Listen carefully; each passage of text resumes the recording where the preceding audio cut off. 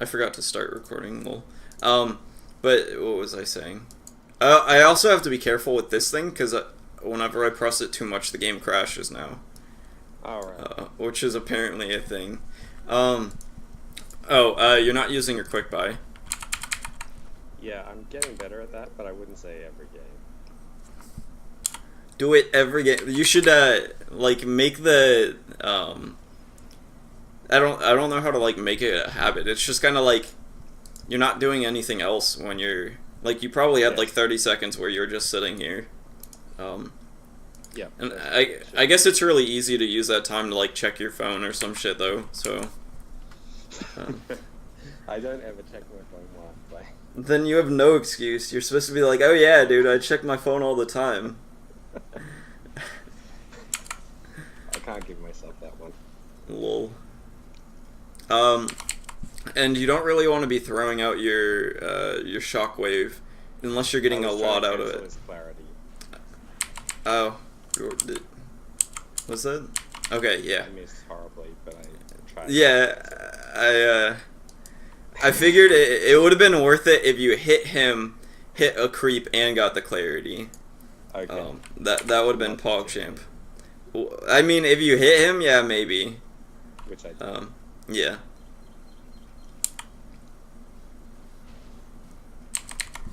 But yeah, so at this point you're the main thing is the quick buy because now your next thoughts that are going to be on items could have already been sorted out. Yeah. So that let's say there's a game A and game B. Game A is this current game. Game B is where you did your quick buy. Game A, this game, when you go to buy items, you're going to have to think about them right when you buy them. Whereas game B, you already have that sorted out, and you can be thinking, okay, well, do I want a Shadow Blade? Do I want a Vlad's? So you have the whole time, the whole game to consider all of those situations. Whereas now you have your first 10 minutes are going to be considering the first 10 minutes of items. So, especially with a hero that's so versatile like Doom, where you can build literally anything, almost, you're probably gonna fuck up your item decision. And this is fine. I'd let him go take the bounty rune. Yeah. And I just like, Him on the way. yeah, but you chase him a little bit too much, and you miss a creep for it. Small little mistakes though. Lol.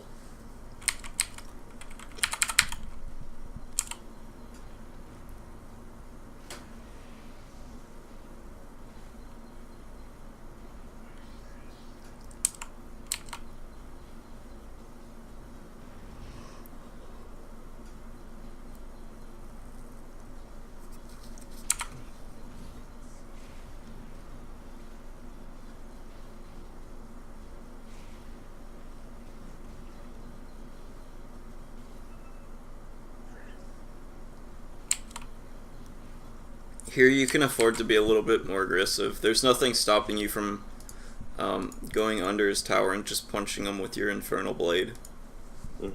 Like, you could be right here and then smack him, and he'll take a lot of damage and miss last hits, possibly. Yeah. I'm sort of afraid of getting Ice Path or something on the tower, but that's... Well, yeah, it's understandable, but, like, if you go in, like, right now... Yeah. Unless you like right click him and keep your right click on him for a while, the tower isn't going to aggro you until all these creeps die, which won't be another 10 seconds. So if orb effect or whatever you call it. Yeah. Yeah. If you go in and just blade him and then like run out, and you do that like when he's readying up for a swing, maybe when you run in, he's like, alright, I don't want to get fucking doomed in the face, and he just backs off and misses all of the creeps. So this is kind of like what you're doing isn't wrong, it's just you can be punishing this guy a lot more, because you have 11 health regen. If this guy, like, casts all of his shit on you, you don't even care, because, like, yeah, unless this guy, like, sits and right-clicks you for an entire minute, you're gonna be regenning it back up no matter what. Yeah. So this is just kind of like you could be punishing this guy a lot harder.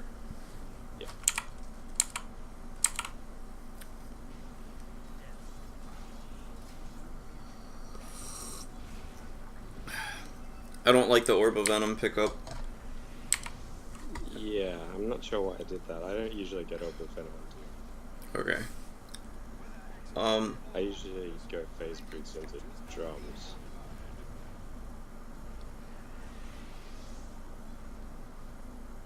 So, like, with this, he's gonna end up taking more damage than you did, just because you're fucking Doom with a Satyr.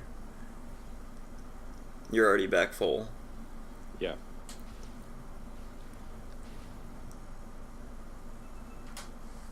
So yeah, I think the story of this lane is going to be you're not aggressive enough with a hero that's able to be very aggressive. Right. That makes sense to me, because I see that I'm almost always on full health. Yeah, like right now. You've nagged me before about being on full mana, but I should probably apply the same logic to full health. Yeah. Every 10 seconds that you're full health, you're wasting 100 health that you could be trading with. Yeah. That's a good way to think about it. And right now, you'll be trading even, if not better, so your 100 health can be 100 of their health or 150 of their health, but it's just kind of like not doing anything. Yeah. Nice.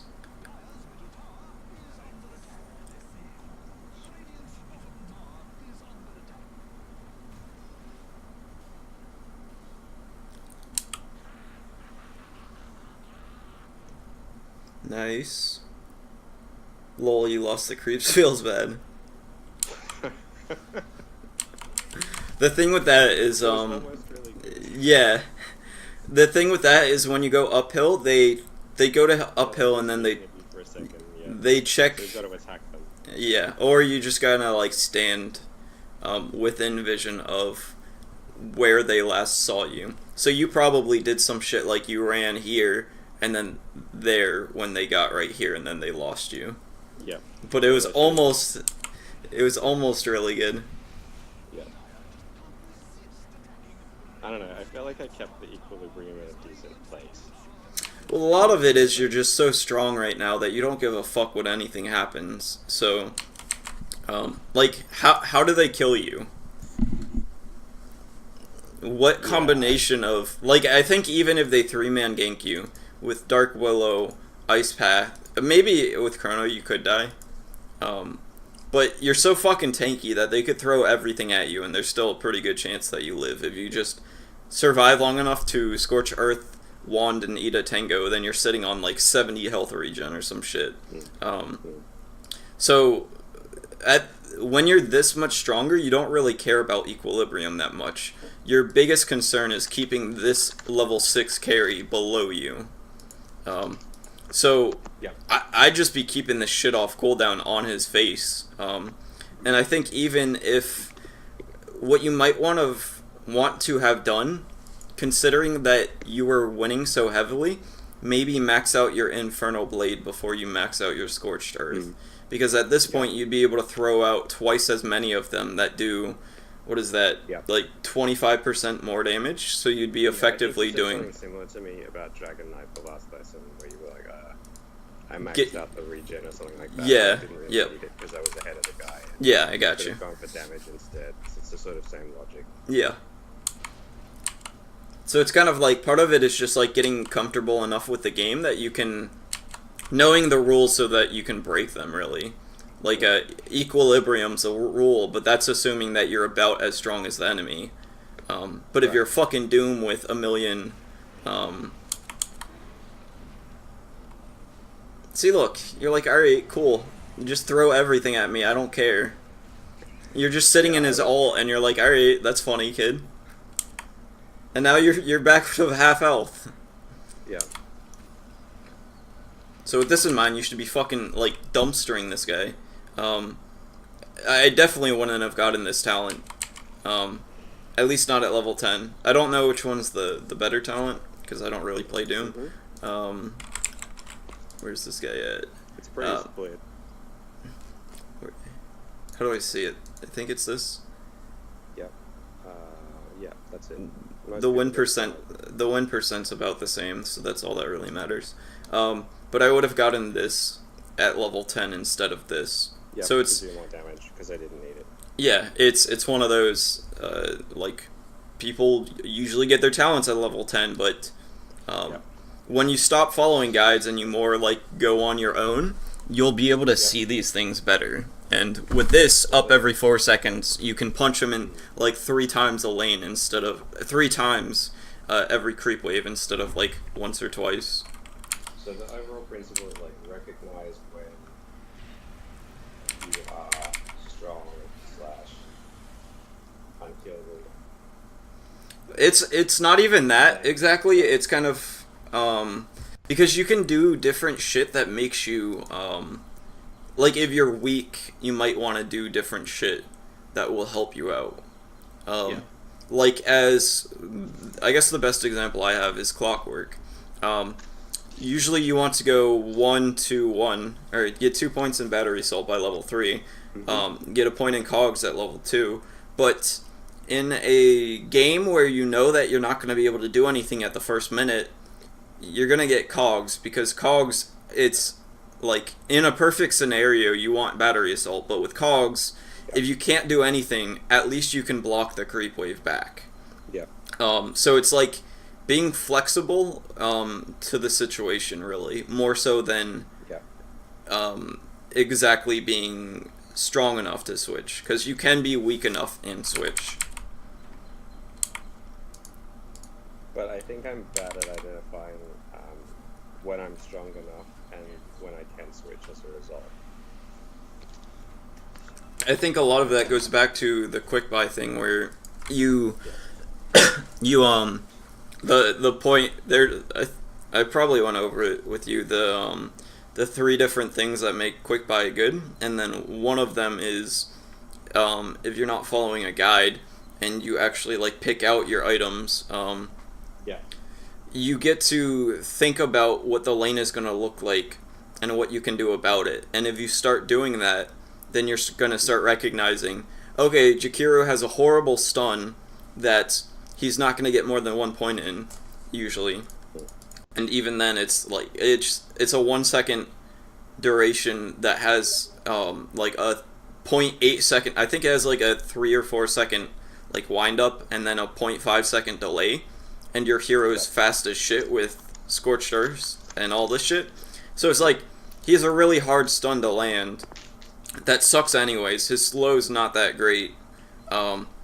This guy can only right-click me, and he went fucking Battle Fury first. And then I guess Ricky and Dark Willow could try to gank you, but I guess those guys are... Is this a roaming? Oh, okay, it's a roaming Ricky. But even still, like a Ricky, what's he gonna do? Just punch you a few times? You don't really care. He hits for like a noodle in the early game. So if you think about all these things when you're setting up your quick buy, you're gonna be like, all right, well they don't really have any threat on me, and then you can build and play around that. Like I probably wouldn't have gotten the wand here. Yep. Part of it was just looking for a satyr makes a like this aura makes your wand almost irrelevant, because what wand usually does is That much regen. yeah, wand usually gives you about twice as much health regen, but when you have unholy aura, wand gives you about like 25% more or 20% more health regen. Okay. So it's a lot of You get to say that. yeah, it's a lot of different factors. Think hard about the region you have. Yeah. Like, the satyr is the big part of why you won this lane. If you didn't have the satyr creep, you wouldn't have. Yeah. No, I know it's pretty much the best creep for laning. Yeah. I'd say without a doubt, it's the best lane creep. I'd say the only situation where it's not the best is, like, if you get, like, a net creep and it gets you kills, and you guys aren't taking damage anyways, but that's, like, 0.0% of the games. And even then, it's, like, only a little bit better than... But yeah. So I think that's the main thing of the lane, is you're just not aggressive enough. And the Faceless Void has a Battle Fury now, so he's going to start picking it up. And if you shut him down harder, he'd be getting the Battle Fury like now, and he'd still not have boots. Yeah. So this guy he didn't have boots until like, um, whatever time it was. I think it was like 13 minutes. Where is it? I don't want to rewind because the shit will crash or whatever. That's okay. He doesn't have boots until 15 minutes, and you only killed him twice. When you have an ability that directly counters him, that you got at what level did you hit? Or what time? Okay, you hit 6 at 7 minutes. So you had potentially, what was that, like 4 or 5 times that you could have casted on him, and you've only killed him twice. So, and a lot of that is you're just not playing aggressive enough to set up for it. Like, you don't really want to doom him at 100%, but if you spam this on him, he's going to be at like 60% at some point, and then you can... Yeah. And then with that, like, I'm assuming Faceless Void is gonna catch up and like do something this game. Which he does, yeah. Yeah, and you see how he had no right to get how much he got this game, right? Yeah, absolutely.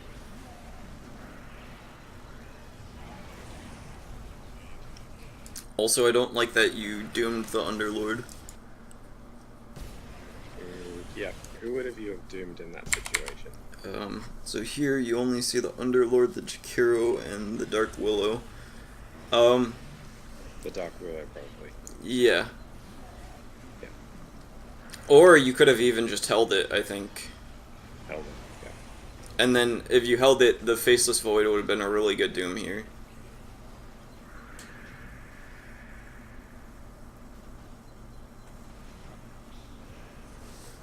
Yeah, like this guy's gonna come back and carry the game when he should be like 0-6 at this point or some shit. Right.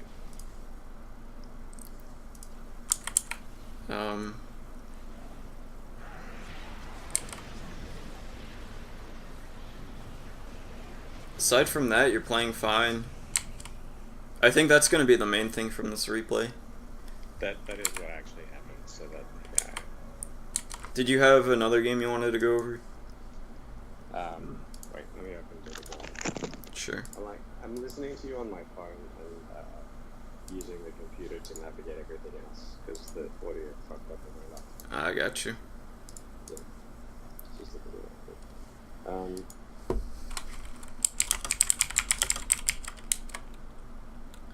While I look for this, what do you think about Doom in general? Is it okay to pick as an offlaner at the moment? It's really situational. Like, even Weaver is a good offlaner, or, like... Yeah, I've been playing Weaver a lot, recently. They're just situational. Like, Doom doesn't have any escape, and he's, like, really weak at level 1 because he has 0 armor. Yeah. So if they pick something that can just body you out, like, if they have a Clockwork or a, I don't know, like a Skywrath or some shit, and they just... He doesn't do well with getting bodied out. Like, he can eat a creep at a minute, but, like, so what? Yeah. So, he's very, I guess, I don't know how to explain when to pick him. I guess when you counter a lot of heroes and their lane is kind of weak. So, like, if they have, like, a Wisp or a Dazzle or Oracle or something like that.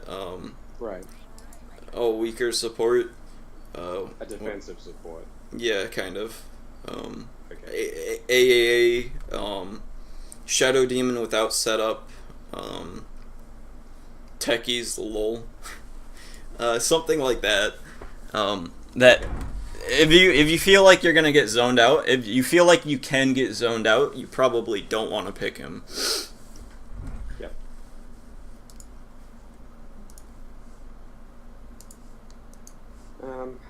Yeah, I'm struggling to find a good reason.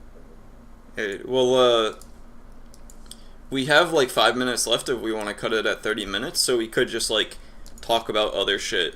Yeah, sure. And do that. Were there any questions or anything that you had, or?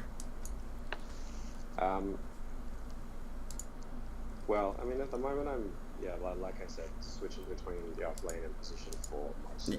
There Yeah. are some games where either they say, "Oh, you're this rank and it's higher than me, and so therefore you must carry or win me," and so I do. Or or everybody picks a carry and so I don't, and we glitch or something like that. But Yeah. those are fairly atypical games. And when I pick the 4, it's usually like a bounty hunter or spirit breaker or things like that. So I Is think, that, yeah, that's fine. There's not too much of, like, I play position 4 and I'm like top 200 right now. So yeah, a lot of my games I'm going to be the highest on my team. And it's like the higher you go up, the less percent of people are above you, and the more are below you. So just naturally, you're gonna have games where people are a lot more likely to be below you. So like position yeah, 4, you can climb with it. Like it's all that I've played, and I'm at, what am I at? mm, 6.3.5K. So it's like, yeah, you can climb with it. yeah. I mean, those are the roles I enjoy the most. I sort of yeah. Gotcha. So what I want to ask, what is your thought process between going Shadowblade and going Blink Dagger? You mentioned this to me before in the Dragon Knight Oh yeah, yeah, lesson yeah. that we had. Yeah, Yep. and it was that if you've got somebody who can scout for you and you have, but then you can go Blink Dagger Yeah. for initiation. But if you have to be the one who finds the kill, you pick Shadowblade. Also, Shadowblade, you're more likely to go it if there's somebody that you can potentially go Silver Edge against. Um, Yeah, like a Bristleback or something like that. well, LC, Dragon Knight, Axe. I think you take off her counteract, you take off his armor and regen, I'm pretty sure. Especially with his, I think he gets like twice as much at level 20 or 25. Yeah, 20. Yeah, So if you can, this is double regen thing. if you can strip off 24 armor and 10 health regen, that's a Yeah. pretty big fucking deal. And then also, it's just kind of like if you're a right clicker, you're also a little bit more likely to go for it because the stats are pretty decent.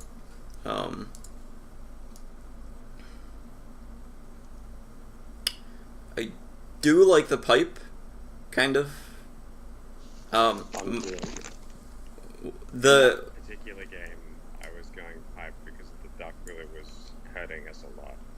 well, the thing that I started to consider a lot more with pipe, when I was back to playing Night Stalker all the time, Yes. is that pipe I wasn't valuing until I had a lot of experience with it, the ability that pipe gives you to push high ground. Because with this lineup, they can just macro pyre or throw his nuke down. And like the main thing is against Tinker. If they have a Tinker on the enemy team and you don't have a pipe, he can delete your creep wave before it gets there. But if you do have a pipe, you can at least get onto high ground and start doing some damage with it. So I think that's a very, very good thing to That's look at. useful for pushing high ground. Yeah, Okay. and I hadn't thought about that before. yeah, it's I didn't think about it until like my 30th game of the month buying it. But it's also that coincides, like it lines up with games that are also good with pipe too, because like you get pipe when they have a lot of magic damage, so it's good for team fights and it's good for pushing creep waves. So that's just like, I guess I valued pipe itself less, but then I also added the element of pushing high ground, so that some games I value it a lot more because it is pipe and it helps me push high ground, and then other games I value it a lot less because it's just pipe, but it doesn't also help me push high ground, if that makes any sense. Yes, it does.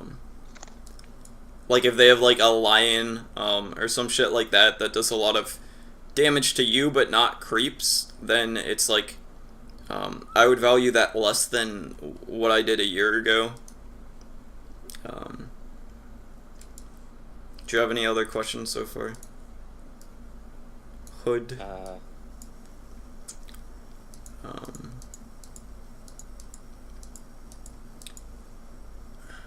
I like the Vlads here, kind of. Yeah, I went to Vlad's because I had lots of other right clickers on the team, and I just thought it would be useful. And also, we went and took Roche one time with it or something. Yeah, it gives good sustain. The armor's good against these guys. I don't know about the AC. Yeah, I guess. He has really bad armor, so sometimes I think Yeah. AC is good. Yeah, he has like 0 starting armor. I think your build's fine here. I think you were going BKB too, which would have been a good finish. Yeah, that was my next time. Okay.